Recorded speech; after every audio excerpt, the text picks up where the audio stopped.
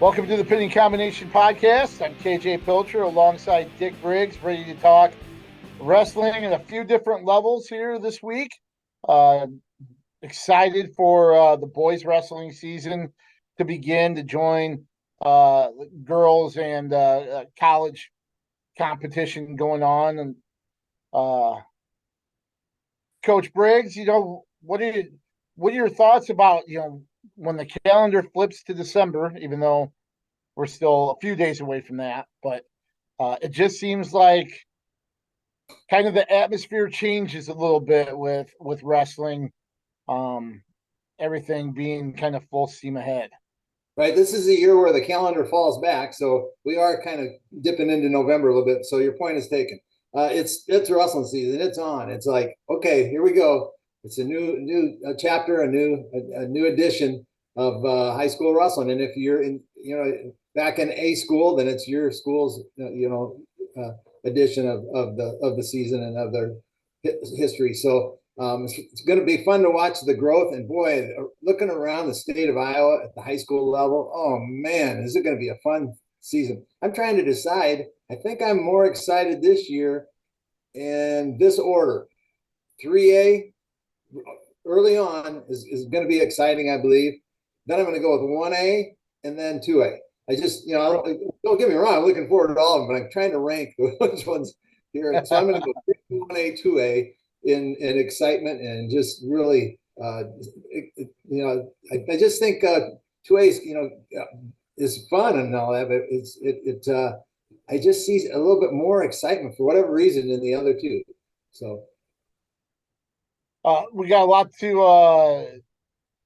lot from a specific duel, a big duel this week on the college level.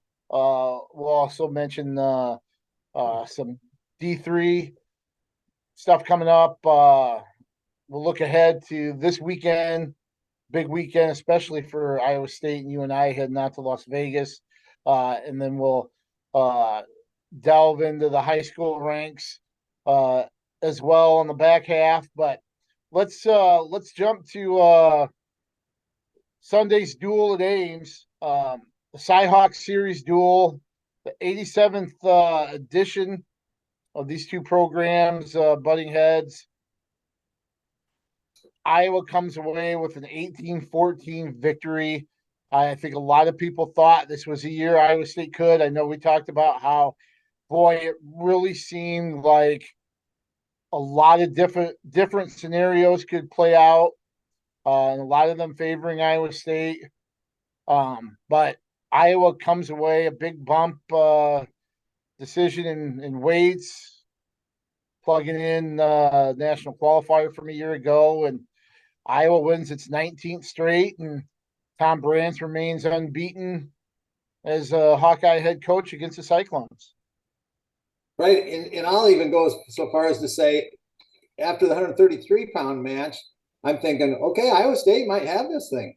After kind of, I'm going to call it maybe an upset, a mild upset there, and then Iowa comes back and wins, I think 5 of the last 6 matches. And with the bump you're saying, with the, you were talking about that last week with the depth that Iowa has in that upper middle, those upper middle weights. And then Kennedy obviously came back and looked very healthy. And that, and of course, plugging in the true freshman at 84, bumping up a weight the day before he found out, and pulling out that big upset there. So I'm not sure it's an upset or not. Who knows with Arnold? He's so strong. But I know he's been very. I mean, his first 2 dual matches have been against former All-Americans, and he's come away with wins both times. Right, and I mean, that's impressive. Right, and he brings. I mean, what he brings to the mat in physical ability, his strength, his speed, I mean, he looked like an 84-pounder. He was cutting down to 74 the day before, and then puts the weight back on. And then I mean he's going to be short, so but he deals with that because it's hard it's hard to get to his legs. Even when you get to his legs, we saw it last year with he and Tate Nakamura, and Tate had a hard time finishing on him because he's got such good flexibility, and I mean he's pretty much the total package. I'm trying to remember who he kind of reminds me of. Maybe a Joe Williams. Is that fair? Sort of a wrestler. But I'm going way back. Bud Palmer, kind of a wrestler. That is way back. Yeah, and I tell you, how many times have we seen uh, wrestlers when they go to finish, right? You know, Brands over and over has talked about how when you have guys, especially in this day and age when people can roll and everything, that you have to stick them right into the mat. You have to drive them down and emphatically put a finish on things. And his takedown against Whitlake and that takedown against Feldkamp, he did that. He exploded. He popped his hips on that takedown on the edge of the mat and just drove Feldkamp. Feldkamp can be funky, can do some things. But he just drove him straight into the mat, was able to get around. You could tell Feldkamp was trying to reach around for maybe a chin whip. But he stayed tight, explosive, finished that. And as a freshman against, established and accomplished wrestlers, that, I thought that was pretty telling about Gabe Arnold's not a typical true freshman. Right. And with those takedowns that you just spoke of in those first two matches, I imagine he spends a lot of time in the weight room because those were good lifts and those explosive power lifts that you work on in the weight room for sure. Well, let's just kind of go through in kind of in a linear fashion. 125 was thought to be, kind of the fulcrum of the duel, that whoever wins that match is really gonna be in the driver's seat. Drake Ayala came through, a takedown early, then added one late. But I think a lot of people probably thought with Iowa taking that, they really had a strong avenue. Good job of Ayala rebounding. But, at that point, did you feel, okay, this is going to sway things in Iowa's favor? Absolutely, yeah. I thought, I kind of knew that was a possibility that Ayala was. Terrakina can be, to me, a little bit hot cold, and the score was 7-2. It was closer than that because I think there was a late takedown that Terrakina was going after and kind of gave up. But I just thought that Ayala was going to win that. So, and we had talked about that last week, that we thought 25 and 84 were the pivotal matches, the ones we've already talked about. And it ended up, so when I won that, I thought, yep, okay, here we go. I always got, swinging. But then, of course, 133 happens because I had penciled in Teskey to win that myself. So, see, you may have penciled in. I'll admit I had it written in ink. I thought of all the matches that we talked about that could go either way. I think two of them were ones I thought were pretty set in stone, and another one close, just because of the rankings. But I thought Bastida and Teskey were two you could bank on, and pretty much Carr, even though Caliendo is ranked in the top 5. That was one of the 2 or 3 matches that I thought was a lock. And here, Evan Frost, what a big performance from him, knocking off number 8 Teskey. And great match. The flurry in the first period, just incredibly exciting. I think. I mean, I love that sort of thing. And then the third period in Frost's behalf, he had a takedown, and then the 3-point near fall, and then the ride out. So I kind of coined that as the takedown ride out. So, but he's tough on top. Now, am I remembering, is Frost a Dowling Yes. Point area. Yeah. He's from Louisiana. Him and his brother transferred to Dowling and finished their high school careers there Right. and at Iowa State. Um, you mentioned the scramble and the flurry in the first, where Frost looked like he was about to give up three, Mhm. and then was able to get out of it without any points scored. I mean, it was a tremendous scramble. If that if that doesn't turn out that way, if Teskey gets that takedown, we're looking at a totally different match, aren't we? Right. And if you go back one match, I think Terrakina did bail out and gave up the takedown, and that was the difference in the match. And here's Frost did not in that first period, and that ended up being the difference, at least in his behalf, in the match. And so there's two good examples of what you're saying. One battled in there, Frost battled in there, and then Terrakina I thought could have battled a little harder on that takedown, first takedown. So good point, KJ. Yeah, certainly the pretty much probably the best case scenario after losing 125 for Iowa State was Frost coming back and getting that win. Um, and that was one of the few matches really not decided in the final minute. I think looking at everything, I think six matches were still up for grabs in the final minute. In a couple cases, the final seconds, as we'll get to here with 41 and 57. But I mean, what more can you ask for as far as close bouts and the dual dramatics from weight to weight? 141. Woods, Real Woods from Iowa got a 4-1 decision over Anthony Echemendia of Iowa State time. But there was a flurry right at the end of the third period that uh,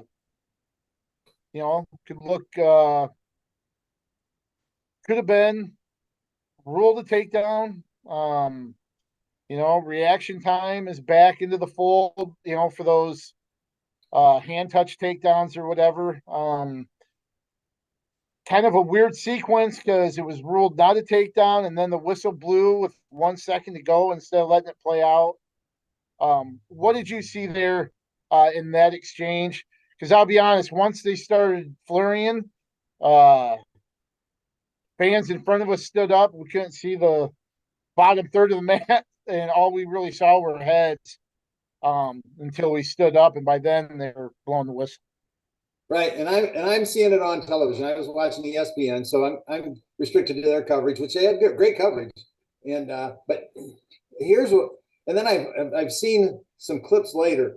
So one of the clips that I saw had the assistant ref behind the ref that's blowing the whistle, and he's doing the countdown. Now the problem that's wrong with that is the assistant ref now is focused on the clock. He's watching the clock, which is I'm maybe this is part of the reason. Maybe he was trying to divide his attention between the action and the clock because he's calling time. And actually, at the one that I saw, I believe he tapped the official blowing the whistle early, at least the time that was on the television screen. Whether that was the actual time on the scoreboard or not, I don't know.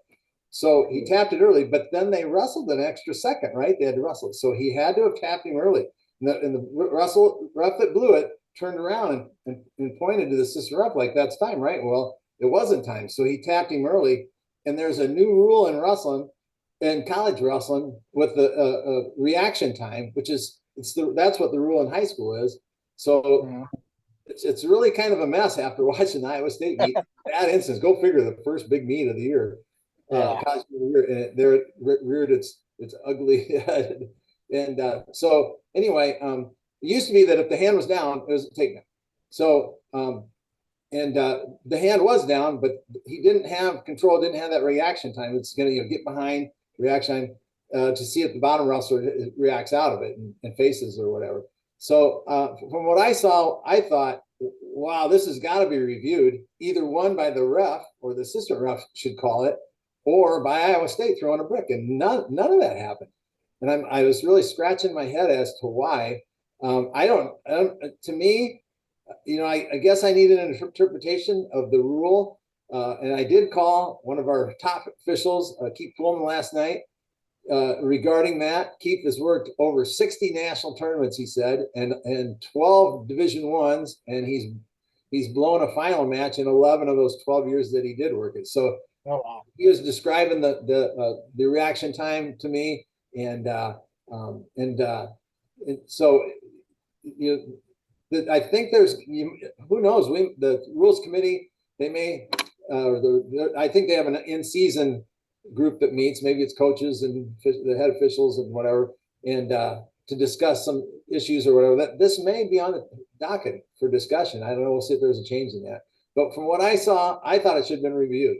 And then I don't know, go with it, whatever they decide there. But it was one of those that why don't we review it? So in the post meet press conference with Kevin Dresser, and I'm trying to remember. I'm not sure if it was this bout, if it was at 157 that we'll talk about in a second.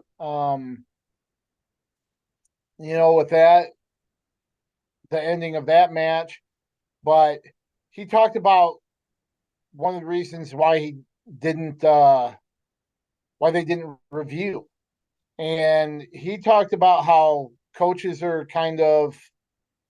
uh, kind of instructed or advised by officials and by, maybe other coaching leaders that based on the referee's demeanor and kind of what they're showing, it gives you an idea of whether or not that was something they're in question.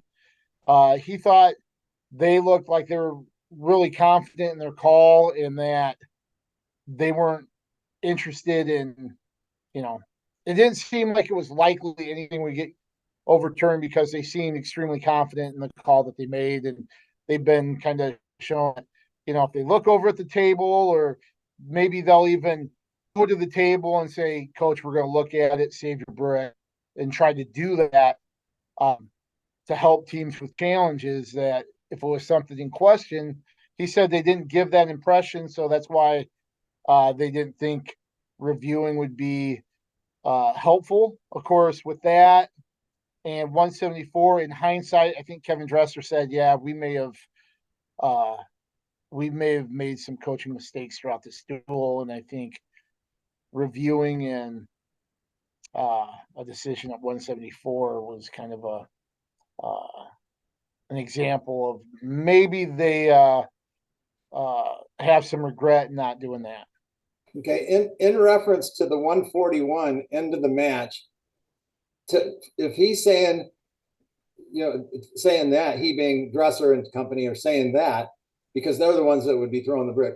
I still have to question them. There was 1 second on the clock and they had to do a restart. Why wouldn't they being the Iowa State coaches or even the officials, see that oh man, we messed up here. There's still a second on the clock.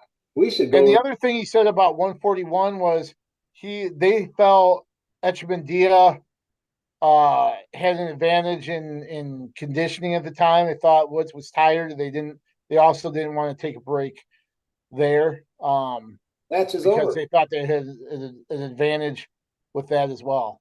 But that was the third period, end of the match. Huh. Yeah, but then it was going into overtime. They didn't want the extra break. They wanted to get right into overtime, thinking that Woods was tired. Okay. But yeah, see, and then, like I said, I think Dresser kind of looking back at it, realized I think there are a few things, including that if they had gone back, if they could go back and do over again, they would have handled it differently. Right. And then looking back, it almost looked like Echemendia was the one that was tired in the down in overtime. So, I mean, you never know. And that's something you think about as a coach. I have to agree with that. And, it's just an another example in this duel where everything was so razor thin, that even with rankings and stuff, everything just came down to the last bit. One of the matches that really didn't, and I think of the decisions, let's take Bastida and Carr out of it because they were dominant. Casey Swiderski Mhm. really, really impressed me. He came out 2 takedowns in the first period, and he looked really good at 49, beating Voinovich. Um, was it 7-3 or something like that? 6-3, yeah. 6-3. Right, and I have not watched Voinovich wrestle much. Coming from Oklahoma, right? Oklahoma State, and Oklahoma State. and so other than national tournaments and such, but we saw Swiderski last year. We saw him in this duel last year, put up a battle and almost getting a push and shoving match. Yeah. He's I just get this street tough mentality out of him. He's one that would not only want to beat you out on the mat, but maybe go say, let's go outside out back and that sort of. But I like that, man. That sort of an attitude, but bringing it to the mat as long as they're not Mm-hmm. pushing and shoving sort of thing. So, but one thing I noticed with Swiderski, that guy clears ties fiercely. He like bangs them hard, and that's what sets up his shots. And so you can't really get much going because you never have much of a tie up on him. And so he did a nice job of fending off Voinovich with that by clearing his ties and snapping and just enough to keep. I don't know that Voinovich had a shot of the whole match. I don't think really that I recall. So kudos, like you said, Swiderski really controlled that match. Of course, that tied things again 6-6, and then Iowa. Uh, Jared Franick, ranked number 2, uh, posted a 4-2 win over Cody Chittum. A lot of angles there with Chittum gray shirting last year, wrestling with the Hawkeye Wrestling Club. Um, then making the move to Ames in between seasons. Down the lineup, Franick could transfer in from North Dakota State. Uh, so a lot of I guess history there between Chittum and Iowa, and this was a close match, 4-2 in favor of Franick, who had uh, the first takedown, but again, it was kind of a flurry at the end with Franick holding on, and then at the edge, Chittum looked like he may have had to go behind with time running out, but it was ruled no takedown, and Franick held on to win by 2. Right. And I agree with you on that first takedown. I thought it was a quick call. Going back to the 41-pound match when it was more of a controlled, call. And so I thought, boy, that was awful quick. That was my initial knee-jerk reaction when I saw, boy, that was a quick 3, 3. And rather than, after watching, 2 weights earlier where it was, there was a slow call. So that was my initial reaction on that. So I agree with you on that quick takedown. And then at the end of the match, I watched that. I mean, it was so fast. You had to go see it, where you could slow it down and watch. You can see the clock in the background on that one, the actual clock. If I remember right on the table. And boy, I mean, I went back and forth, and I think it was the right call.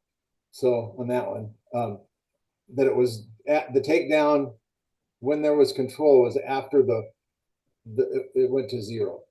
So, Okay. So if they had reviewed that, I don't think they would have changed it. I think the takedown would not have been called. Well, they did review that one. Oh, they did review that one. Okay, that one was reviewed. Yeah, that was the one they did review. Okay. Yeah. And that was an officials review. They did that on their own. Right. Iowa State didn't have to challenge, which makes 41 even more confusing, right? Yeah. you know. But You know, so I'm have to kind do of with bringing a lot of my perspective as a coach and an official into this. So I'm looking at these calls from my officials hat with my officials hat on. I'm going, what? uh-huh. So if it sounds like I'm leaning one way or another, I'm not. I'm actually trying to evaluate it with the whistle in my hand sort of attitude. So At 165, David Carr dominant there. Actually really close to getting a tech fall. It's crazy how that 3-point takedown really um, can allow wrestlers to spread the gap a little bit. Um, Carr just this is the second top five win in a row, and he's looked really good so far. And I don't know, I can't remember if it was this Sunday, but I saw a picture of David Carr wearing an Iowa State poncho and gray Crocs on the edge of the mat. And you have to be one tough son of a gun to be able to pull off wearing uh, an Iowa State poncho and gray Crocs without getting any kind of feedback. Say, if I tried that, um, they'd run me out of the state. But David Carr, I tell you what, he can pull it off. And uh, when you're as good as he is, you can do pretty much whatever you want. And he showed that on Sunday. I think that's society. When you're a person of interest, an idol, so to speak, someone that people respect and that sort of thing, and whether it be in the music industry, the entertainment industry, the athletic arena, you can. I think you can be a trendsetter, and maybe Yeah. trendsetter. Hey, Hey, speaking of that, they came out in the robes. I Do was you just like gonna that? ask. I was just gonna ask that. Yep, they came out in the robes. I like that with Iowa State. I don't know if they've done that routinely because I don't get to see a lot of live Iowa State duels being on this side of the state. And of course, we have Rob Gray, who is our Iowa State correspondent. But I like seeing them come out in the robes. I like the nostalgic part of it. Right, and I think they started doing that last year. And then to add to the nostalgia, I don't know if you even noticed it. I'm sure you did, but I love the Jack Trice reference design on the back of the singlets. The lines Oh, that from the Jack Trice uniform. Um, gotcha. I they're I didn't put two and two together. I didn't realize that's what that was actually connected to. That's cool.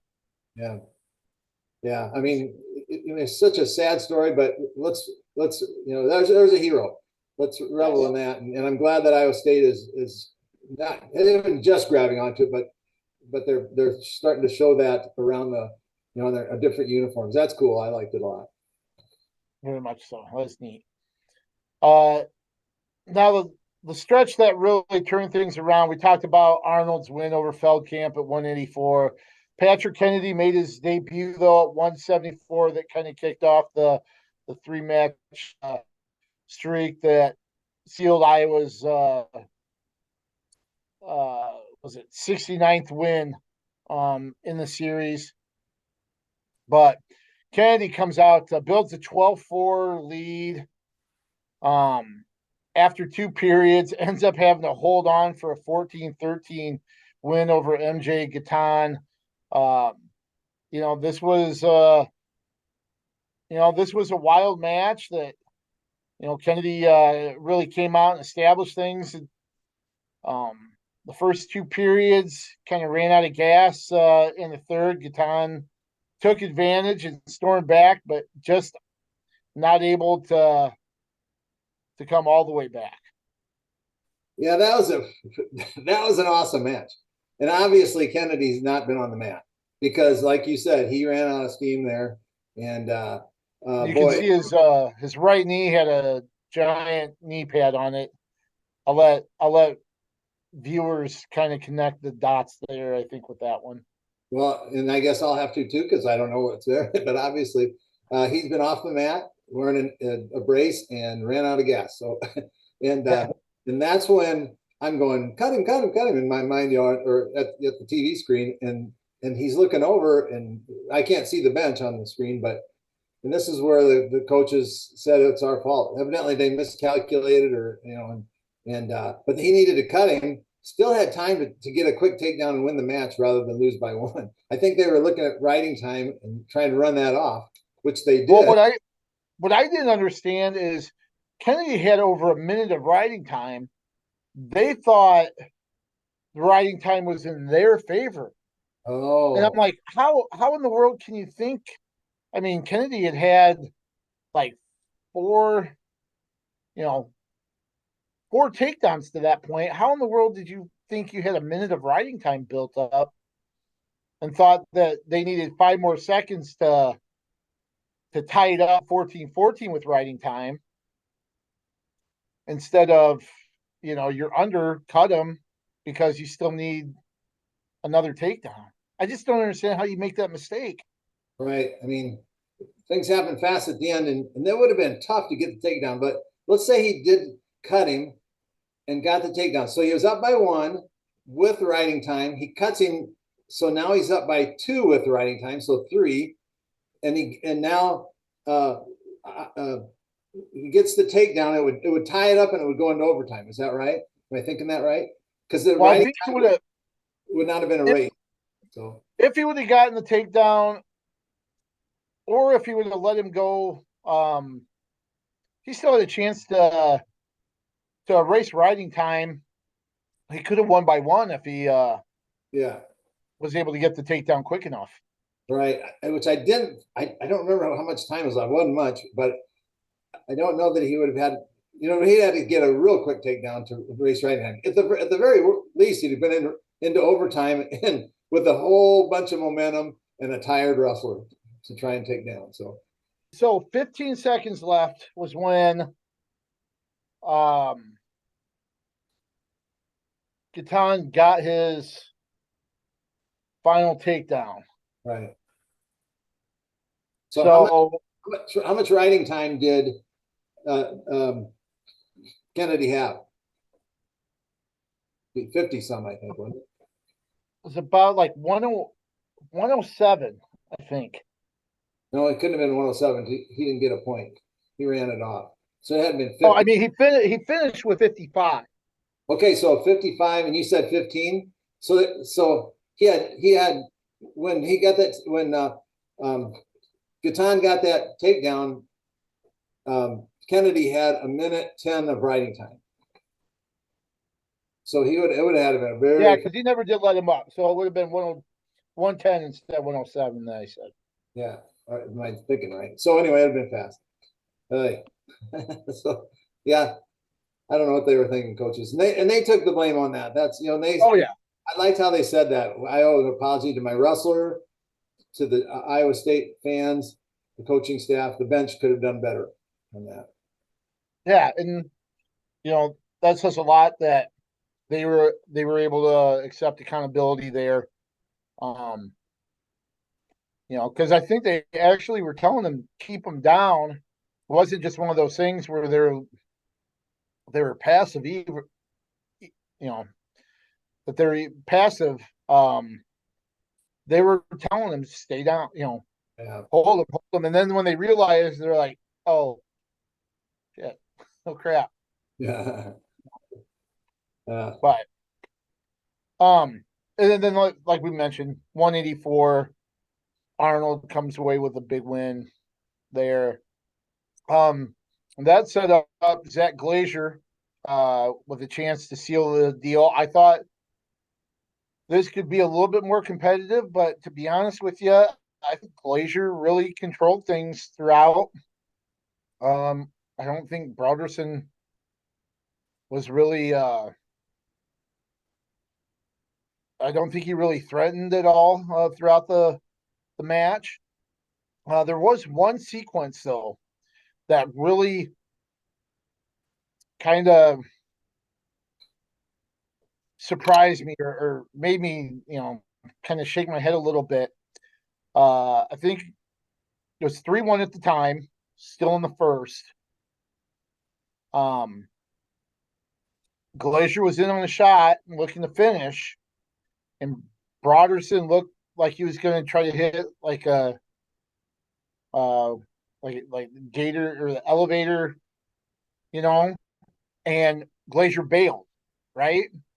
Didn't want to get thrown, possibly give up six or whatever. Kind of bailed. Broderson was able to kind of roll out, come back to his feet, and get out of the takedown. And then he makes this shot from Nevada. Yeah. I mean, didn't need to do it. Just one of those things where he might have got caught up in the action and the flurry and just took a real ill-advised shot from a long distance, and Glacier was able just to kind of shuck him and go behind. And that put him up 2 scores, which was a big difference. Yeah, and Broderson with he looks small to me for 97. He's bumped up 2 weight classes. Good for him, but I think he's going to struggle because of his size and because of his style of wrestling. He wants to do those upper body. He likes to do that. He's really made a living in high school and in college at 174 with those types of moves.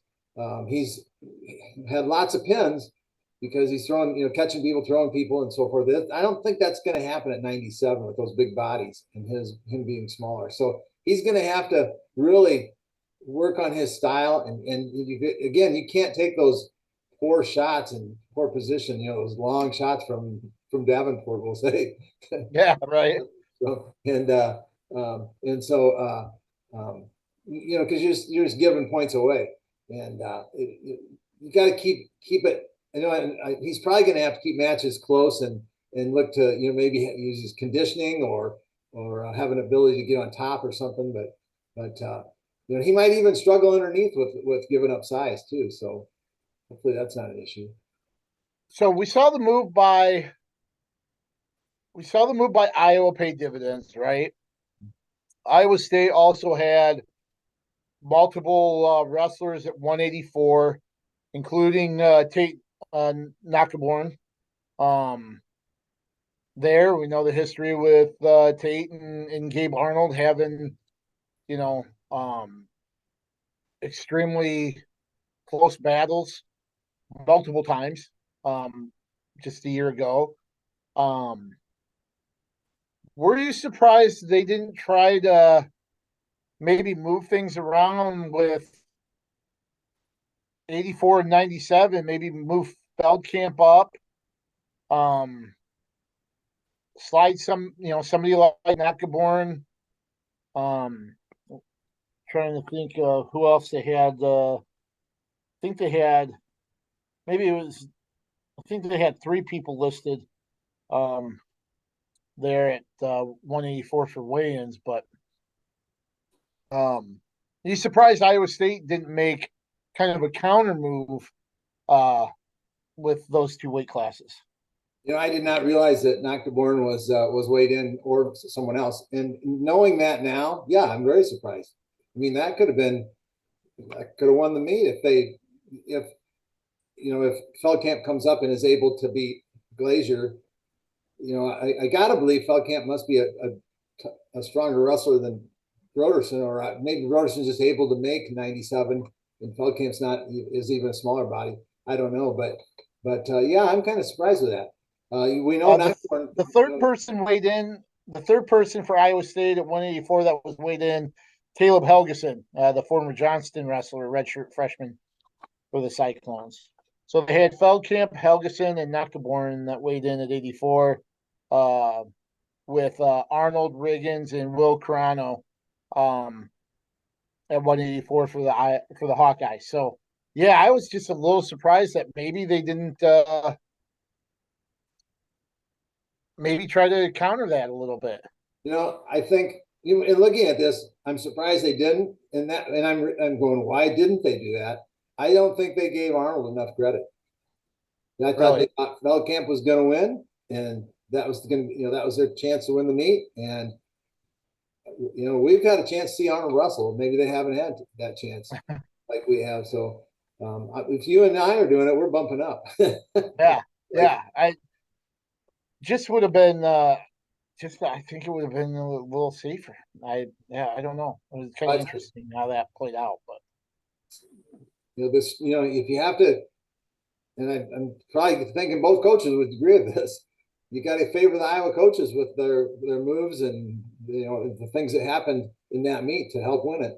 So not just only shifting, but some of the things within the matches. So uh, Bastida, still looks really, really good at heavyweight. He put up a major to close things out. I mean, do you think can he continue to do that at heavyweight, especially with some of the big bodies, with his athleticism, his ability on his feet? Is that something that can be sustained against the top heavyweights where he might be giving up some size?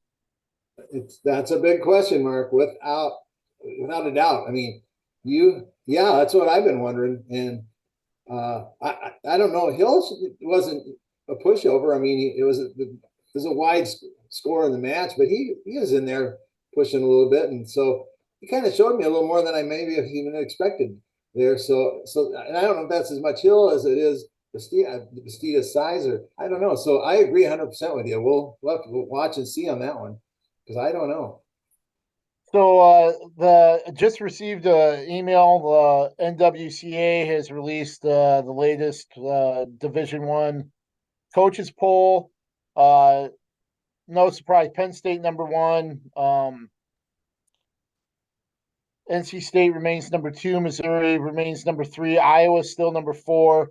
Iowa State, even with the loss, stays at number eight.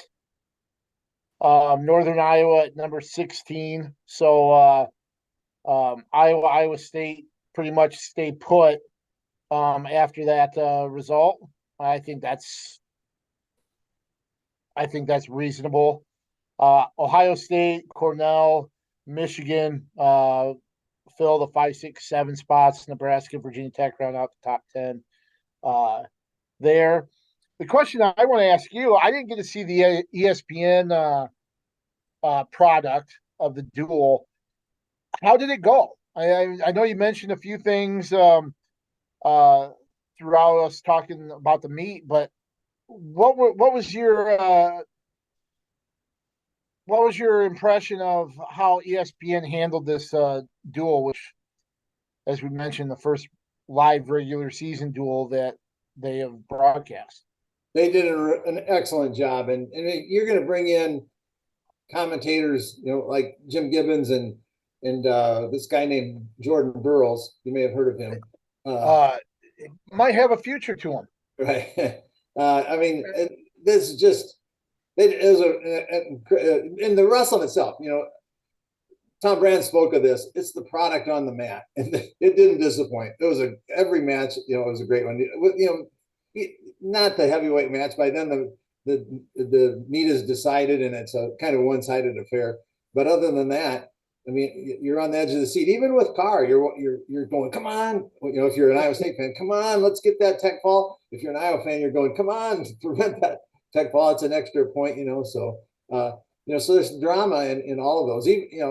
So it was well done. I hope they do more. But again, it's ESPN is going to want to have meets that are they're good combative meets like that. So Um, one other thing I want to touch on before we move on here: the 3-point takedown. Right, a lot of people have talked about that change. Supposed to uh, encourage offense. I don't know if it necessarily does that, but it does alter things a little bit in kind of an exciting way. And I'll point to 165, 174, where that 3-point takedown made coming back in the third period um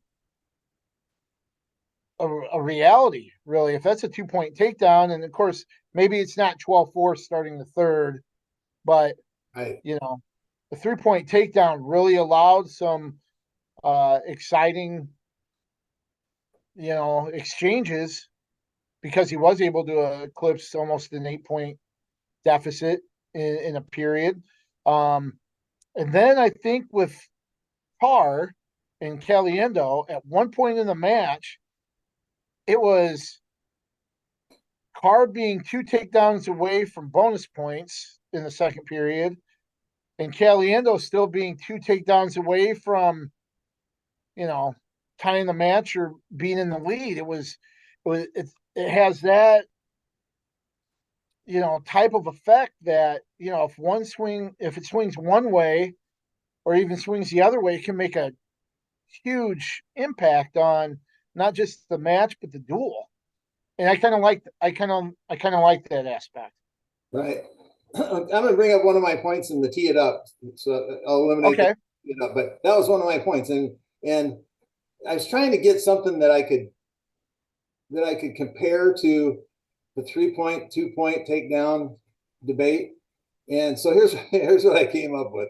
The 3 point, and I'm not getting political or anything. I'm just trying to get something to compare. So the 3 point takedown is like raising minimum wage.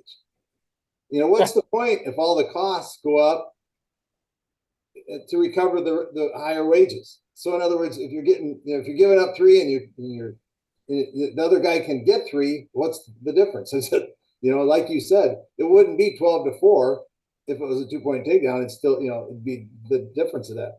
And so, and anyway, so I get, I get it. I think what's the intent of this is to entice people to go up on their feet rather than wrestle on the mat. So I think that the thought is, let's make wrestling more exciting by putting people up on their feet to wrestle takedowns rather than try and turn someone.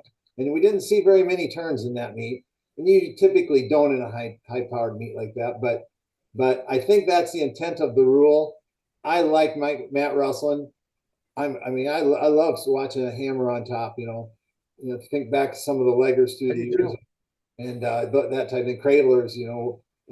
But what's the cradler that was Cale Sanderson's teammate, Joel Heskett.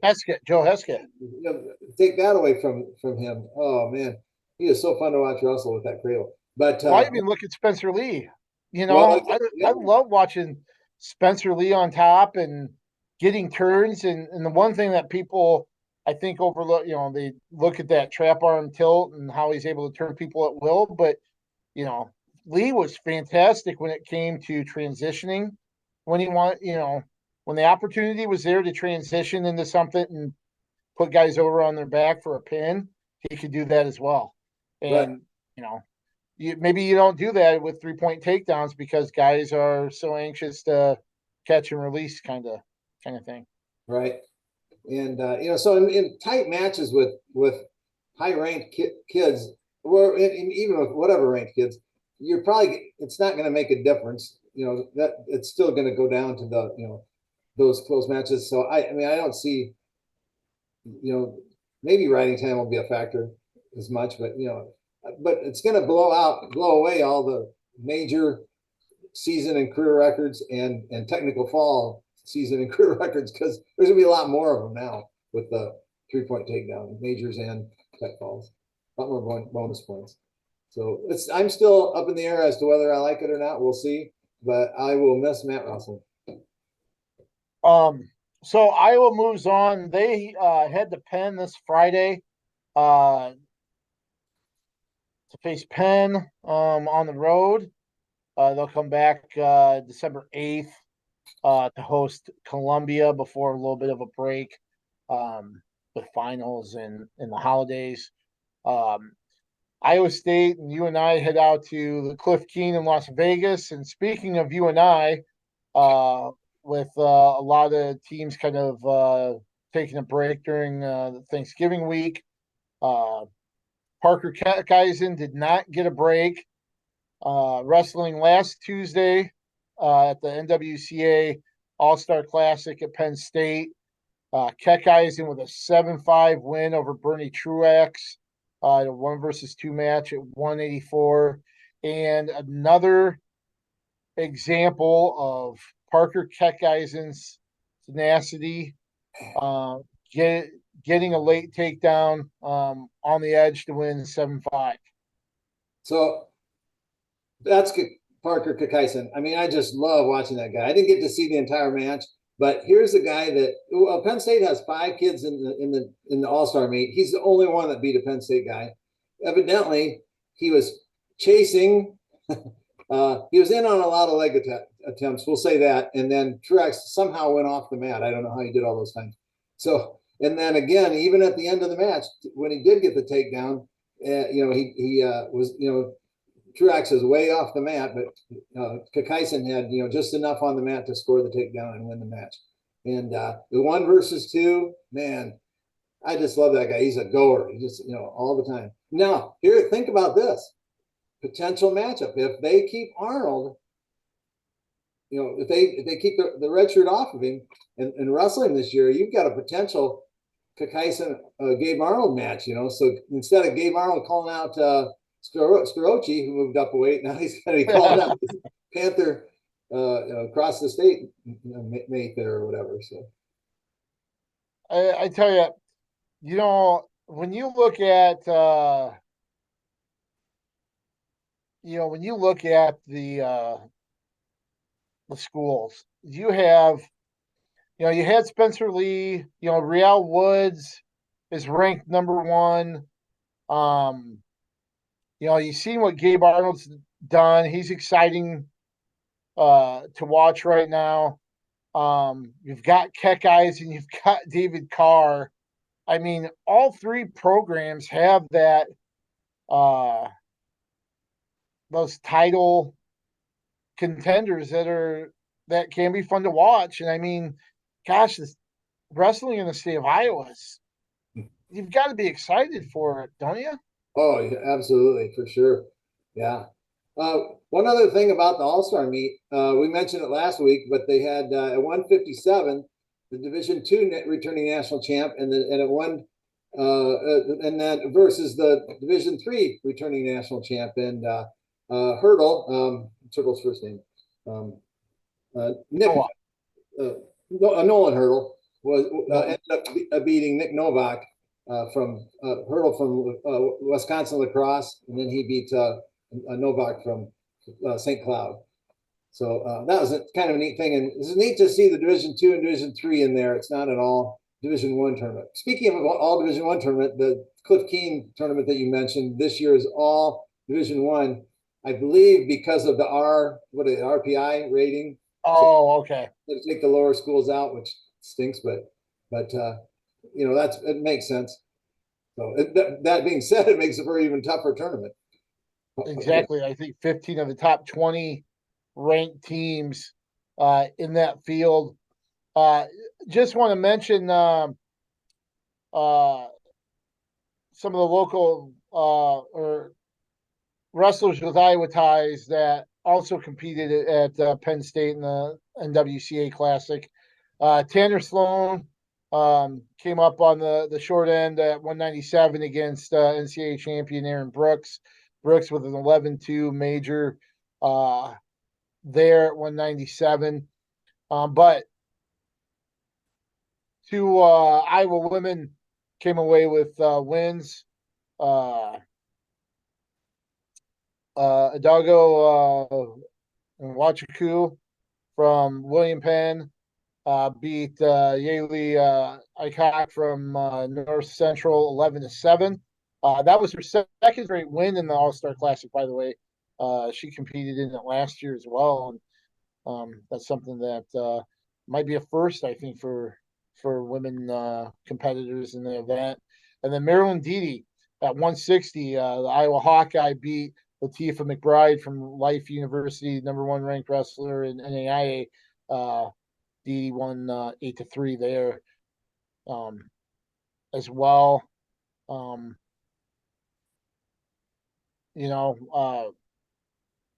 couple other things that kind of stand out. 165, Isaac Olenek of Oklahoma State handled Dean Hamady 8-2. Looked really impressive. Okie State Cowboy did. And then Carter Scirocci dominated Makai Lewis in a battle of NCAA champs 11-0. But the Cliff Keen, this coming up. I tell you what, this is one of the marquee events in the first half of the season. Yeah, I'm going to keep my eye on that one for sure. I mean, it's when you get to tournaments like that, that's national championship type tournament, and you look at the quarterfinals. You don't even go back to the semis, to the quarterfinals to see great matches and that sort of thing. So, absolutely, it's a deep tournament. I uh, any you maybe mentioned you had a note or two about D3. Yeah, there wasn't any D3 or D2 competition this week, but just wanted to mention that that who the local area schools are going to be wrestling. Co will be wrestling. They're kind of off this week, and they'll wrestle December 6th versus your alma mater, Buena Vista, and then Cornell is on December 2nd this Saturday at the MSOE Invitational, and that stands for KJ. Milwaukee School of Engineering. Exactly. There you go.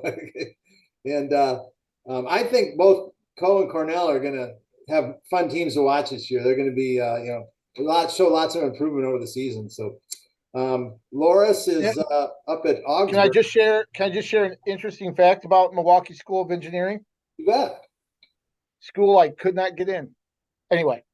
Likely me either, for that matter. I don't know. Yeah, thanks for that tip.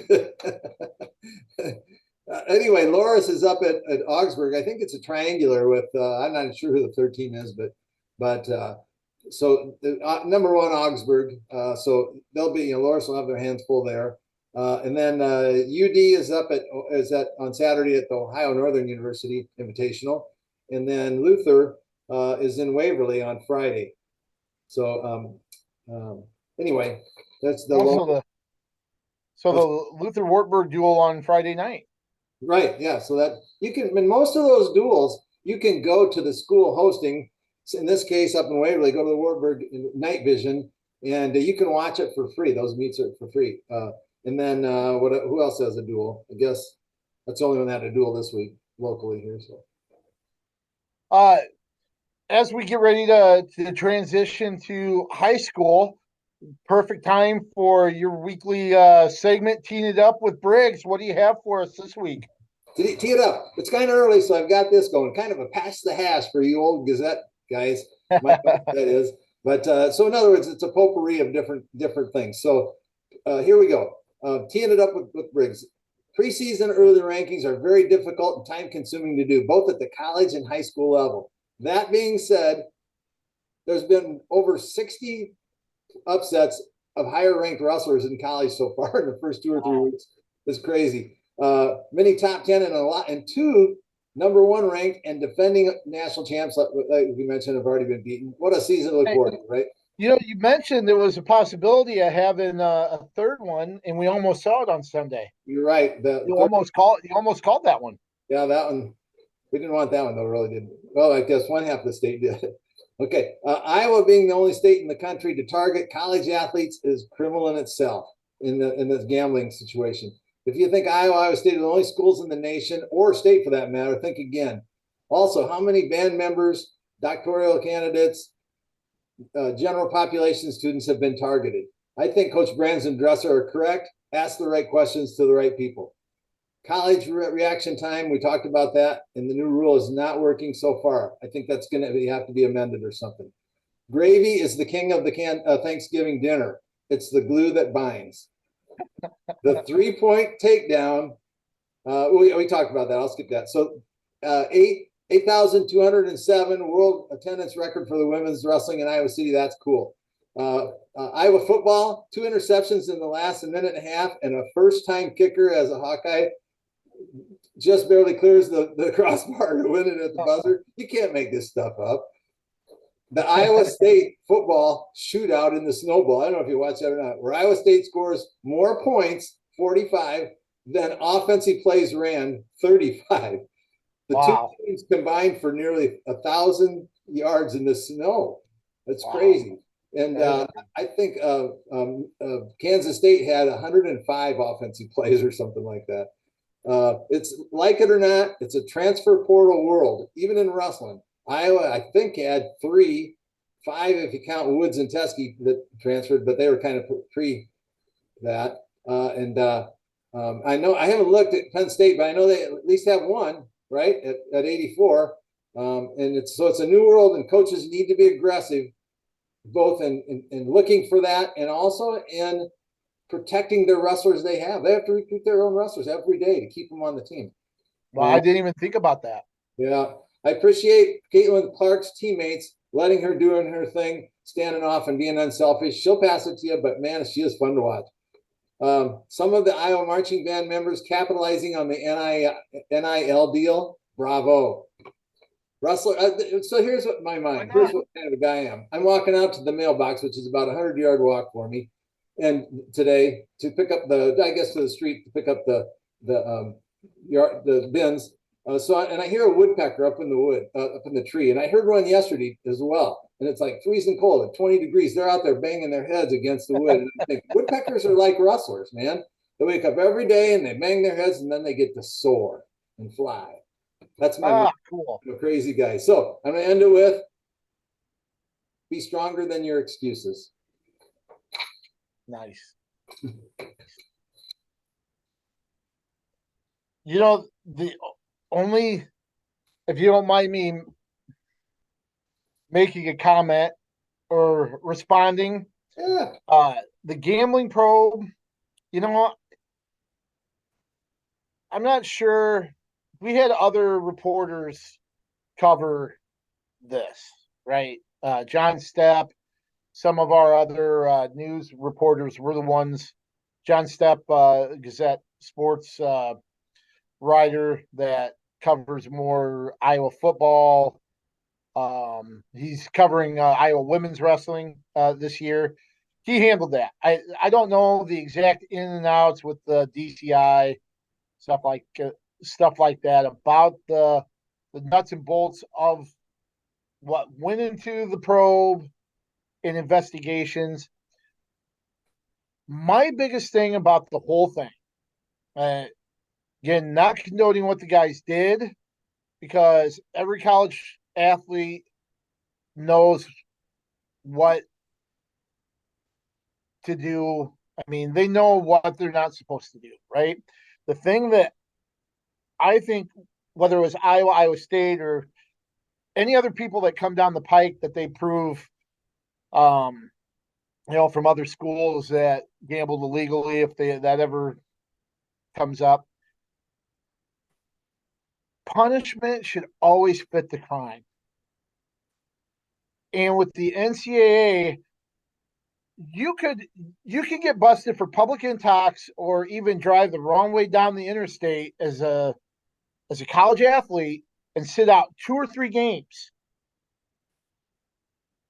That seriously, that is not a season-long suspension. But yet, you bet, even if it's not on your own team, if it's on your own team, yes, you should be gone. You know what? You're going to forfeit a year if you're betting on your team, because you're changing so much. One, you could be changing the outcome. 2, you're shaking the credibility of your sport. That wasn't the case in a lot of these guys. How you lose? You get 4 years.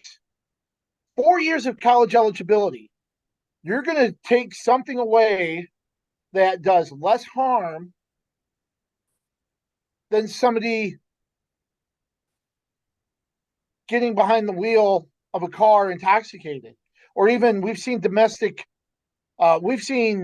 assault and battery dealt with less harsher crimes than losing a quarter of your eligibility. Again, not saying, hey, these guys should be scot-free, but you know what?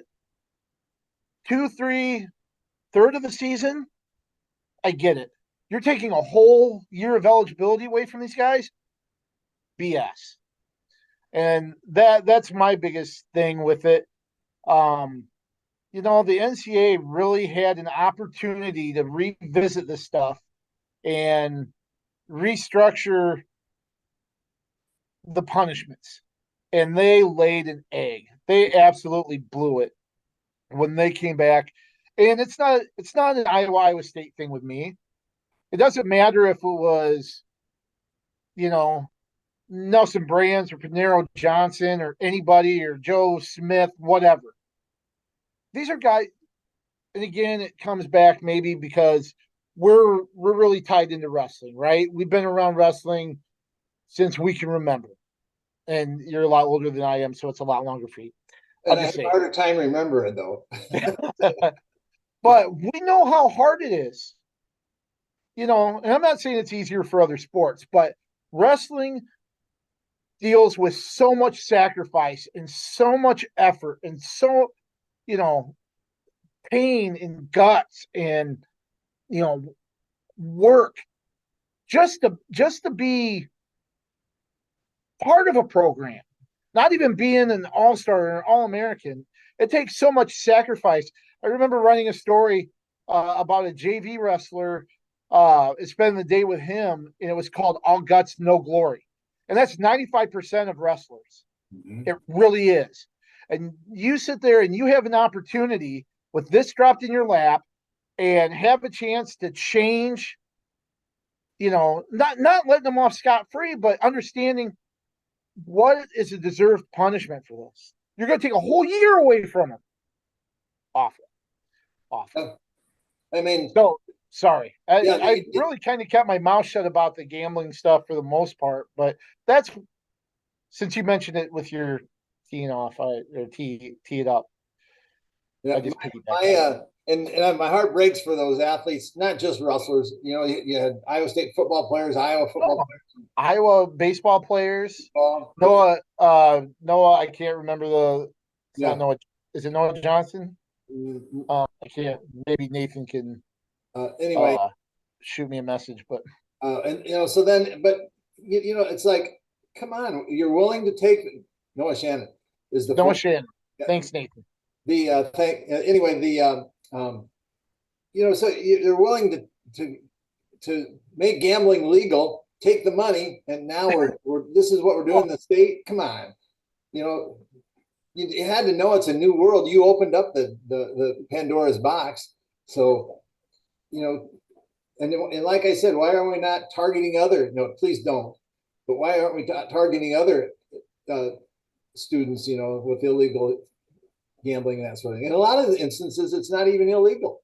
They're of age and that sort of thing. So It's just an NCAA violation, and like I said, it's the year suspension. Um, just does not seem like a reasonable right. penalty. And I know different states have different rules with their gambling and that sort of thing. Some states, I'm guessing, I think Utah doesn't even have it. I'm guessing, those Yeah. guys, well, they don't have much with their athletes. But yet, who knows? I mean, and so it just come on, make the punishment fit the crime, like you said. So, Well, let's talk a little bit about high school wrestling here. Their action starts up heavy this week. I know we're taping this recording this on Tuesday night. Prairie has a big triangular even this evening with Prairie and Alburnett. Um, and then there's a third team in there as well. Heading to Prairie, Washington and Marion.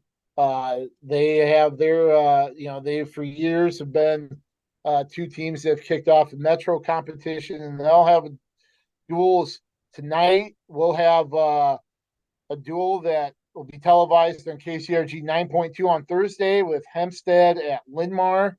Linn-Mar ranked in the top five, coming off a fourth place state finish last year at the traditional tournament. CCA, by the way, is the other team. Clear Creek Amana is the other team with Alburnett Prairie. But this Thursday, Linn-Mar hosts Hempstead, which is a rematch of the regional final that went down to the very last duel or match in that duel last year. So should be a good one here this Thursday. yeah, there's potentially some really decent matchups on on that. I don't know what weight everyone's going to be at, but we haven't seen the lineups, at least to compare. We've seen one, I think, but Linmar comes in with 8 ranked kids and 7. Were they? I think 7. I don't remember how many were state qualifiers, but a lot of points coming back there. So they're good in their youth program. We know what that's about. We get to see that at every dual meet when they have that section where they have their youth tournament right on the floor sitting there. There's the kids, Yep. And they've got over 100 in their youth program at the various levels. 60 wrestlers in the program this year. In the high school program. Yeah, in the high school program. Right, and that youth program's got over 100. So then Hempstead brings they have 4 state qualifiers in Mitchell Pins, Evan Brayton, and Mitchell Murphy, and Dawson Fish. I don't know where they're all going to land, but I think that we could see a couple of ranked wrestlers wrestling each other at potentially like DeBow maybe and Brayton, and then Murphy from Hempstead, and Nate Fish from Linmar, the potential. So we've got some matches there, and I think we're doing the girls' side too, aren't we? I believe so. Yeah, I think we're doing both guys and girls there, so should be some great matchups there as well. Speaking of some of the classes, or some of the top teams this year, who do you see kind of leading the charge? Who are some teams to really keep an eye on for this season? You want to do it by class? Sure. Okay, I'll start with 1A. And we'll start with the usual. Don Bosco is the team to beat, I think, there. But we've got some fun local teams that are going to be chasing them. I believe Wilton's going to be in the chase, and I believe Alburnette's going to be in the chase. So that's why I'm anxious to see. Maybe because it's got a little local flavor, but that 1A, those are kind of my teams there. Obviously, Don Bosco won, and then the other 2 kind of chasing. There'll be others in the mix as well, but Alburnette brings like I think 6 or I don't know. They have 6 or 7 ranked kids, and Wilton has 6 or 7 ranked kids. So, Alburnette's one that's really intriguing. They've got a handful of guys back from that team. That finished 4th last year. You've got finalist in Rowdy Neighbor, who is also has one of the best names in wrestling. You have a 2-time medalist, Preston Klosterman. Tayton Kufall finished 3rd last year. You got 3 other state qualifiers in Atlee DeWitt, Shaden Washburn, Luke Schneider. That's half your lineup right there has state experience, and that's huge at the 1A level.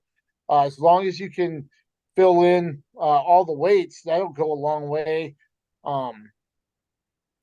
There, you've got Clayton Rush, who, I've been a huge fan of Clayton since he was, since covering him at Co as a competitor. I just think there's there could be some aspects of this team that resembles like the Alburnette teams of the mid 20 teens, that 2013, 2014, 2015 Alburnette teams that they had then. Featured a lot I'm of also looking the boys. Yep. And looking forward to seeing Lisbon. This is a program where, Hall of Famer Brad Smith has stepped down again. Aaron Helmrich, former Northland state champ. He's coached at other places. I believe he had a stint as an assistant at Sergeant Bluff Luton, who is one of the top 2A teams. And he's stepping in. He's got some good guys, still in the covers. When you look at state medalist Wes Sadler and Tiernan Boots. You've got guys like Matthias Cole and Indy Ferguson back. And there's one guy that you keep an eye on, Jonah Riley. Keep an eye on heavyweight Jonah Riley. A lot was said about, um, you know, Wyatt Smith when he took over. He had to bide his time um, behind Baltus. Baltus at heavyweight. Wyatt Smith had to bide his time and stepped in, and Baltus's top competition throughout the season might have been in his own room for a lot because Wyatt Smith stepped in and was one of the top heavyweights in 1A from the minute he became the varsity guy, right? I think Jonah Riley is a heavyweight that could do the same thing where he's been behind one of the top heavyweights in 1A and he's stepping into that spot now. I think he wrestled, I think he got third behind Smith and Cody Fox at the Tri Rivers Conference tournament last year. Because they had not everybody could make it because of the weather, I think, and they had like some JV guys and stuff in the mix with the varsity wrestlers as well. But he got third behind Cody Fox and Wyatt Smith, who were two of the top heavyweights there. He could be somebody that steps in and is a big boost for the Lions. So I'm anxious to see what it's going to be like under Coach Helmrich now. And they still have a lot of guys, and they might be overlooked a little bit with Wilton, with Alburnett in the area, and then there's an upstart in West Branch that returns quite a few back. So yeah, Don Bosco liked them a lot. Obviously, they're going to be probably head and shoulders above the rest, but I think there's a lot of good teams in that tier right below them. Right.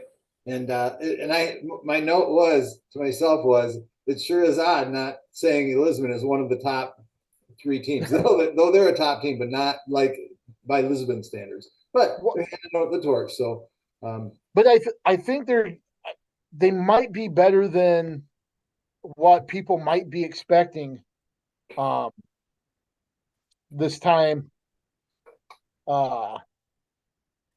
You know what I mean? I think a lot of people are kind of looking pat like, oh well, Smith is gone. They've lost a few guys, but I think there's more in the cupboard than a lot of people realize with that team this year. Right. So, but like you said, compared to their standards, right. It probably lacks a little bit. So again, across three divisions, 1A, 2A, and 3A.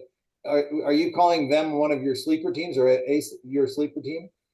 I would say I would say that's kind of a loose term, but I think you could throw it in there. Go figure with Lisbon as a sleeper. Yeah, right. Kind of an odd. Okay. So I kind of looked at my sleeper as long as we're talking about that, and I went with I'm digging way down an unranked, at least top 10 ranked team in anyone. So I was trying to say who could I maybe pull up into the top 10. So my sleeper team is going to be I'm thinking maybe Independence. We'll just kind of really stick that in there quickly. I don't know. They've got a great youth program, and if not this year, they're going to be really, they're just going to keep improving as years come by, as they start getting those kids up in the high school level. But Independence has got a good youth program going. So anyway, all right, 2A. You want my 2A? Yeah. Let's see, 2A. Well, Osage, and it's not a runaway like it was maybe in the last year or two that we thought, So Osage, but they're pretty dang good. They've got, I think, 5 kids that are ranked first or second in most polls or in a lot of polls. And so, and then if they can bring some other ones up, then it will be a runaway, which is very likely. And then I'll follow that with Union. Are we considering them kind of local? They're pretty, yeah. Union, and they have 5 also ranked kids, and a couple of those are top ranked. So very good there. And then of course locally Mount Vernon. They're just going to be a team to watch. They're fun. They've got the Jaspers and then Mikey Ryan and who else am I forgetting? Yeah, Clayton Peralt was a state medalist for him last year. 6, yeah. And Ethan Wood wrestled well for him, one of the upper weights. right, and then Jackson Hurd, I forgot. Yeah. Yes. Yep. So Mount Vernon, those are my 3 teams in. I don't know if it's anyone else's surprise there, but those are my 3 in 2A. yeah, Mount Vernon, I think they're one of our area teams to watch. And for everybody watching, go to the Gazette.com or pick up a newspaper from Tuesday. We have Gazette area wrestlers to watch and teams to watch. They're just a handful, a little more than a handful, but just kind of a sampling of the talent in Eastern Iowa that is in our circulation area, and also a feature on Linmar's King Nakaborn, who's a 3-time medalist for Linmar, has put together a great career and looking for one last chance this season to get an elusive state title. So make sure to check that out at the Gazette.com or the newspaper. But yeah, so Mount Vernon. The Gazette coverage of high school wrestling is second to none in the state and probably the nation. It is incredible. That's this page 2. They're featured on the title on page 1. There's a name for that, isn't there? The lead or whatever. But very nice job, KJ and company. So thanks. Yeah, 2A. I mean, I think it's Osage's to lose. I think Mount Vernon's going to be really interesting. I think they'll do well tournament wise, but I also think that might be a team that can do the most damage dual wise. And one thing we're really, really interested to see come January. Fortunately, it happens to be the same day as the Eckenrod usually, but the Linmar duels, Mount Vernon and Linmar are both there, and could be fun if you're in the area. Usually, that first weekend back from break, Linmar hosts its dual tournament. We could see Mount Vernon and Linmar go head to head there. That would be fun. Union is another. That's a program that, boy, when they have the numbers, they're outstanding, but they also are a team or a program that does the most with the least. And with that, I'm saying usually they can take 4 or 5 guys and make a run for the top 3 to 5 in the state, because the guys they have are so good, and that happens to be true. Jace Hedeman, the 2-time state champ, coming back. He was 48-0 last year. I really think he's a mini Max Thompson. I do. I know they work out together a lot, but I just see like a little mini Max in him, and he's kind of on his way. He's 94-0 here through his first 2 years, and on track to do what Max did. Then you got Braden Bonesack, who is also a state champ. And maybe the only reason why he's not a 2-timer is because he had to bump up a weight because he couldn't beat Hedeman out at 106 when they were freshmen. So if he was at his natural weight, who's not to say he couldn't be a 2-timer right now, but he's a 2-time medalist, and boy, that gives them a real good 1-2 punch. They have some others. I'm kind of blanking on the name of the other medalists that they have coming back as well. So Union's the team that I like. And, West Burlington, Notre Dame, that's another team that really has reached new levels in the last few years. And I think they're a team that certainly can vie for the top 3 in the class by the end of the year. Right. And like I mentioned about Lisbon in 1A, it was kind of somewhat difficult to not include West Delaware or Williamsburg for that matter in the discussion here. So I think those are teams that will show improvement. I mean, Williamsburg doesn't really have a lot of names that are known names, I should say, but man, there's football state champs, and if you can get those athletes out on the mat, and you're going to have, I mean, good things happen, and Coach Eckenrod can certainly make those guys champions and so forth. So if they can get those good athletes from the football team out under the mat, so and then with West Delaware, they're never out of it. I mean, they'll improve, and we'll see. But right now, it kind of felt funny not to include those two. At least right, right. I have West Delaware in our teams to watch from our area. That might be a team that looks a lot different in February than it does now. They've got some guys coming back that are really good, like a Brent Yakovink who placed 2 years ago.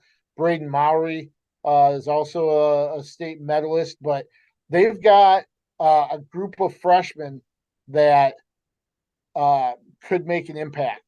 Guys that are accomplished on the AAU level and stuff like that. So once they kind of get their sea legs as the season goes along, that might be a lot tougher of a team come February than maybe you see in early December.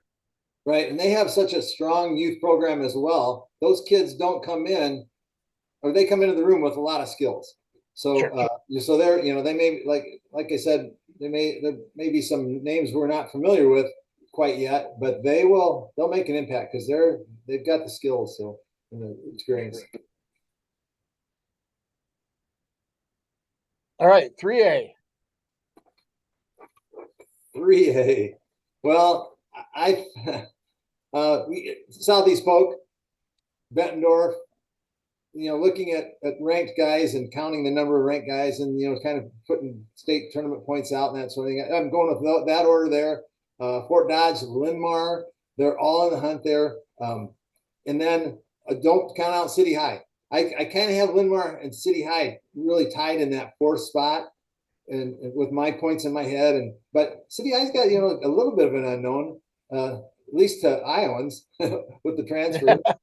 And Voinovich, he's state runner-up, I believe. Did you say in Oklahoma? Yeah, and I think he's ranked like 14th nationally or something like that, according to Coach Connell. Yeah, another nice move in from Gabe Arnold last year and now Voinovich this year. So that doesn't, it's nice that you're moving in. Guys are moving into Iowa City and joining that program. So that's a nice addition there. But you got the two Kales. At City High, and they're fun to watch. And then Jake Mitchell, of course, and Kendall Kurtz. Those are very familiar names with us. We've called meets, and they're incredibly talented wrestlers and what state champion in that mix there. I think Kale Seaton was, Kale Seaton. That didn't he do it with a injured knee as well? Yeah. He went like the last few weeks with an injured knee. Right. I was working their youth tournament just before, it was after conference, I think, wasn't it? And before districts, and he was a big brace on it and was sitting at the table all day with his legs straight and very nice. It might have been at the Clyde Bean duels. No, I was because I would have been roughing then, but this was. Oh, okay. It was youth. I didn't rough the Clyde Bean duel. So it was close to. It was in between. Yeah, it was somewhere there. I think he got hurt in conference even maybe. Because they thought his season was done. Right. And I talked to him and he said, nope. I'm going whatever. So yeah, that was fun. He's a very nice young man. And on the Linn-Mar side, you got Malik DeBow, couple-time medalist, right? And then Nate Fish. These are strong ranked kids. Obviously, Kane Nakamura with your wonderful article today, and what a talented family. And Kane, run here to finally get to the top. Good luck to him there. The Grants, Boddicker and Kress, and then Griffin Schultz. I worked with Kress at the Linn-Mar youth tournament last year. Another wonderful young man. He was at the mat next side beside me. So it's really fun to work with those guys and get to know them a little bit. what about some individuals? You know, maybe a couple from each class that really kind of stand out to you right now that you'd be interested to see them kind of grow throughout the season here. Well, I'll start at 1A. You were asking to do kind of top 10, and I did that. I sprinkled a little bit in from each. So, it's not a true top 10. It's just 10 to look at. And I actually think I went more. We'll see. But 1A, Knack from Don Bosco, Kyler Knack. He's already signed at UNI. And, so there's one to watch. I don't ever get to see this guy, but Kellen Smith from West Hancock, and he's slated to go to Army evidently. So I'm curious to watch him and see how he does. And then in 2A, Hedeman, like we mentioned already, undefeated, going for his third title here and from Union. Blake Fox, Osage. There's about four Osage kids, or five even. Right. I just had to pick one, and I went with Blake there, and he's pretty decent pick, I think. And then I also want to watch, like you mentioned, Bonesack from Union as well. So Braden Bonesack. Then in 3A, boy, I had a hard time here. I was identifying a lot. There's so many strong wrestlers, but I'm anxious to see how Magana does from transferred from Columbus to East Waterloo. Yep. And going for his fourth, right? That'll be his fourth. Yes. And just names that have been strong through the last few years. Colfax Christensen from Waukee Northwest. And then the newcomer, I would have loved to have seen this match last year if what's the Waverly kid's name? Didn't get hurt. But at 215, Deshaun Ross from Fort Dodge. Oh, yes. Man, that's a kid. We got to keep an eye on him for sure. I know it's a long ways across the state, but he's good. And then of course Kane Noctaborn, and a couple other ones. Cale Seaton I mentioned, and then Carter Freeman from Waukee Northwest. He's heading to UNI. I think, is Freeman a junior or senior? I think he's just a junior. Carter Freeman? Yeah. Anyway. He's a senior. He's a senior, okay. Yeah. So then here's something interesting that I'm looking at. If you look at 120, we got to watch that in 3A. 120, like that weight class is, in some of the rankings, Jacob Knight, number 1 from Bettendorf, Carter Pearson, number 2 from Southeast Polk, Drew Ayala, number 3 from Fort Dodge. That's the 3 top teams right there. Yeah. That's going to be a battle. Now, throw in our local flavor, Malik DeBow, that's the number 4 team. He's ranked a little bit below those. And then Mitchell Pins from Hempstead, that 120 is going to be fun to watch. So. No, I was thinking, looking at things, I was thinking the same thing. I don't know if there's as good of a trio in one weight class is that. And like you mentioned, you've got a 2-time state medalist as a junior that barely cracks the top 5 with that group. So not to overlook Connor Pfizer, Bondurant Farrar either. That's a fun group. I think there's a couple others there as well. When you look at 126, when you got Colfax Christensen, TJ Keister, and Max Riggins, and Riker Graff from Waverly Shell Rock, Riggins from Southeast Polk, Keister from Bettendorf, and Christensen from Waukee Northwest. Those 2 weights really could, however that falls out in February, could determine what color trophy teams come away with.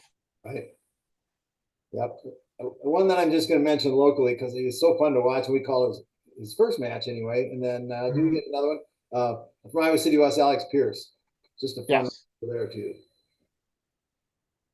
Yep. And West may not have the depth and balance that it's had in the past, but they've got a couple good ones in Pierce and Justin Avila um, there, and even Scranton. I believe it's Kyler Scranton back for the Trojans. So some good wrestlers there at West as well.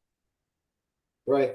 And do you have any newcomers, any freshmen? I know everyone's probably going to be watching Hayden Schwab just simply because of Yeah, his dad, and so there's one that I think newcomers, fresh faces, whatever you want to call them, that people will be looking at. you know, I know we might get a chance to see one of them this Thursday out at Linmar and um, So, Linmar and Hempstead. When you look at 165-pound freshman Barrett, uh, I'm probably going to butcher his name. I'll find out Thursday.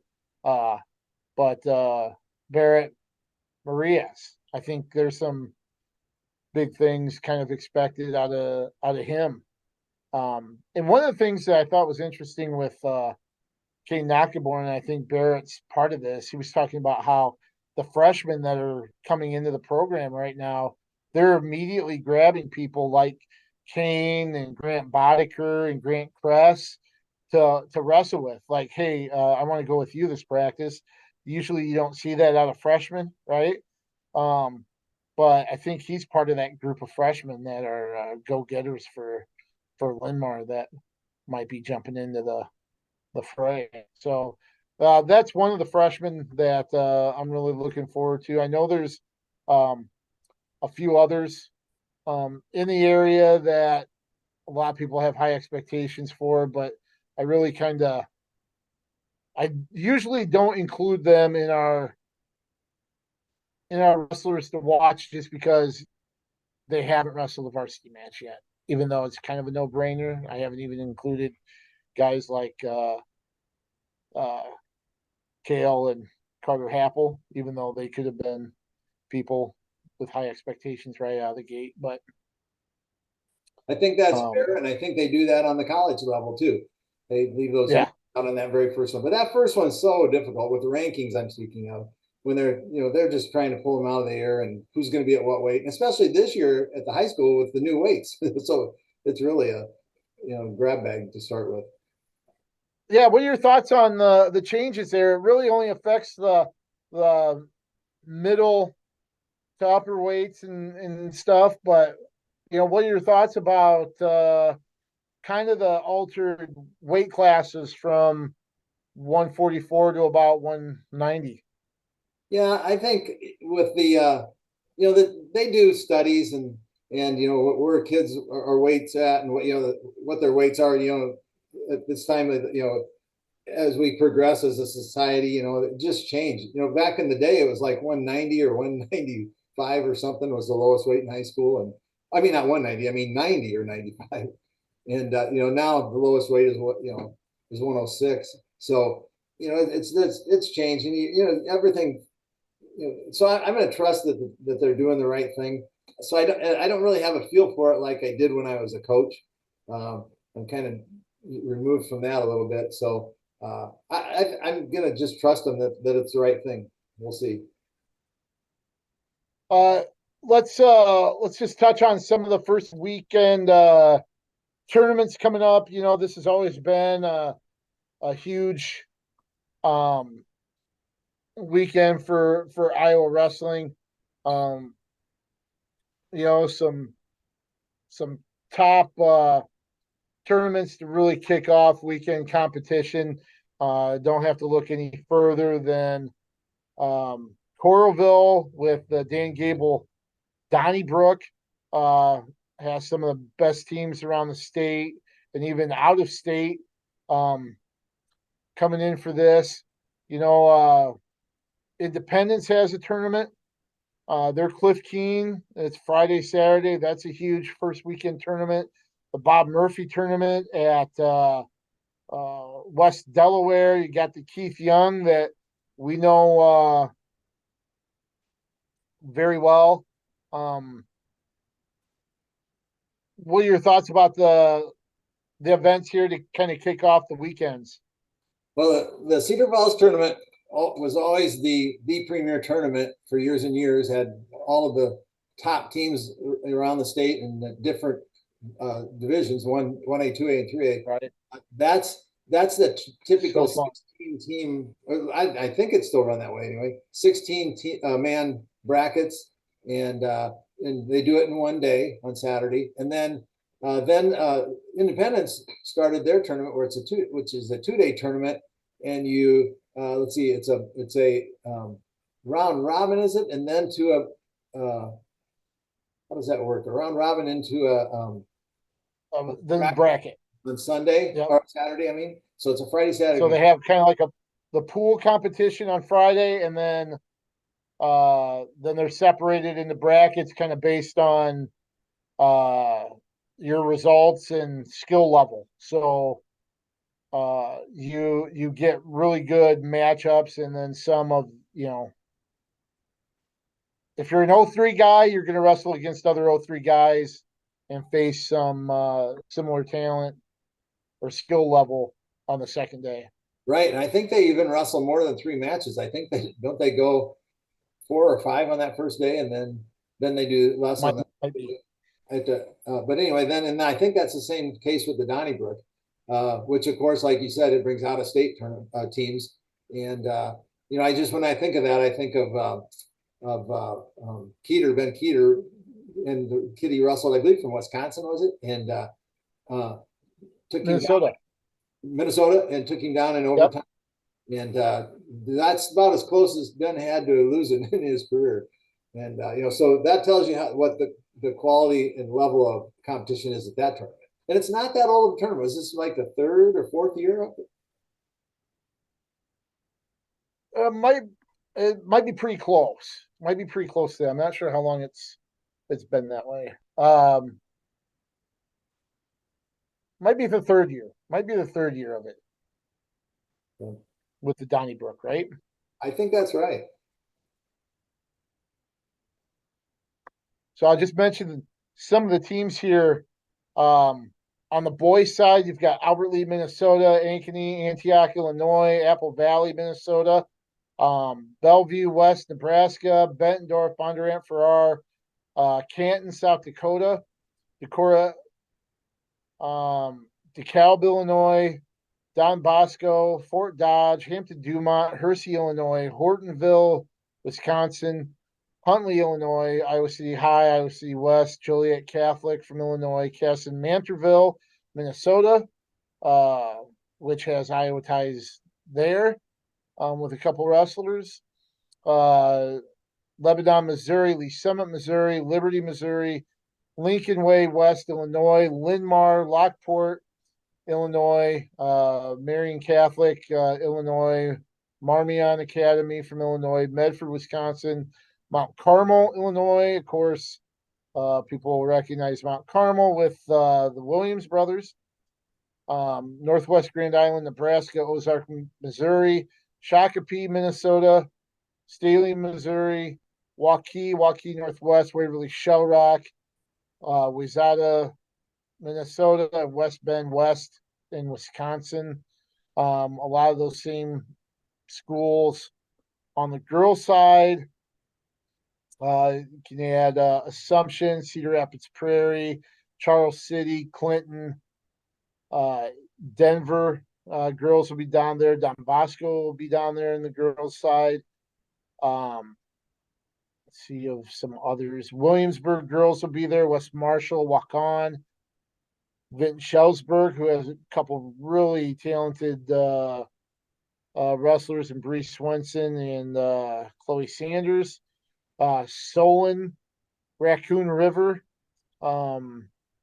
Wrestling, which is a consolidated program, kind of west or central Iowa. Owine, New Hampton, Mount Vernon girls will be at the Donnybrook. and then Mason City, another Iowa team, in addition to all the out of state teams there at the Donnybrook So for this weekend. sounded like 6 states on the boys' side that you mentioned are represented with different number of high schools. You had Minnesota, Wisconsin, Illinois, Iowa, Missouri, and Nebraska that I heard. I don't know if I missed one. So, wow, that's neat.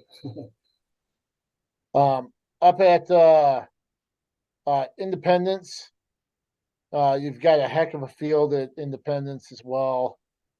And of course, they're from multiple states too. It looks like about 30 some teams kind of in the field there. You've got Alburnett, Algona, Burlington, Notre Dame, some of these teams we've mentioned, with kind of the top teams in different classes. Carlisle, Christian Brothers out of Missouri, Clearing, Goldfield, Dallas, Clear Creek, Amana, Crestwood, Denver, Des Moines, Lincoln, Dubuque Senior, Fenimore, Wisconsin, Fort Madison, Greene County, Harrisburg, South Dakota, I-35 Truro, Lisbon, Macokota, Milton, New Hampton, Turkey Valley. Osage will be up there, Pleasant Valley, Cedar Rapids Prairie, Roland Story, Smithville, Solon, South Tama, Tinley Park, Illinois, and Union as well. And there are going to be some hellish battles individually for sure on Saturday. You could have stopped at the first 8 teams and I would have. Then you kept going. A team from South Dakota coming over. Wow, that's good. I think I 4 or 5 states there represented. So good job. Yep. So those two, name a few. Obviously Thursday you're going to be at Linmar. Are you able to get out on the mat at all and do some officiating, or is that the whistle going to be hung up for a little while? I have blocked everything out till January, so I don't even have to answer that. But it would be, I could go out and blow. I can avoid the youth because you're up and down so much with those darn little. Sure. And it's coming. I'm still 5 weeks out, and it's I can go out and do whatever I want. I was out shoveling and doing whatever. So yeah, if I had to, absolutely, yeah. Awesome. Any parting words? I'll be up probably split my time maybe between Coralville and Indy. That's probably to be determined here. But any final thoughts or words this week? Here we go. College at all levels. It's getting started. The boys in high school finally, and it seems like if everyone else going that we had to wait around for them, but it's the same starting time, of course, for them. Anyway, I'm just excited. It's a fun season, fun year to be watching wrestling as usual. So if we see you, we'll be at Linmar Dubuque Hempstead on Thursday. If we see you, come up, say hi. Love to hear from you and stuff when we're not in the middle of working and everything. But we hope you guys enjoy following along again this season. We'll be here every Tuesday, so make sure you tune in. For Dick Briggs, for Nathan Ford, we thank everybody for watching. And Coach Briggs, why don't you take us out with a friendly reminder from our late friend Wyatt Schultz? Let's keep wrestling on the move.